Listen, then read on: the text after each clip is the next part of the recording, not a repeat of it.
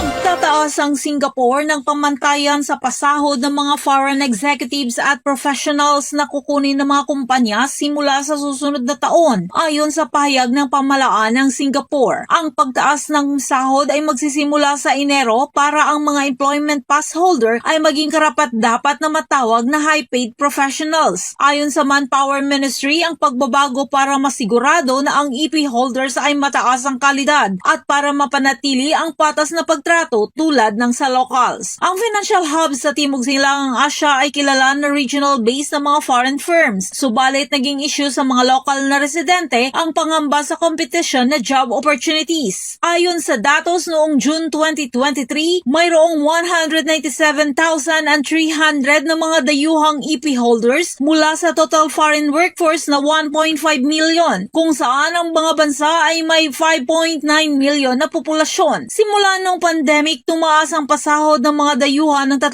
beses na nagsimula noong Setyembre noong nakaraang taon. Para sa kumpletong proteksyon ng pamilya, gumamit ng Santan Plus Gold, Santan Vitamin C at Santan Plus Coffee Mix. Para sa nagkakaisang Pilipino para sa Pilipinas, ako si Micaela Almalbis Romero, XFM News.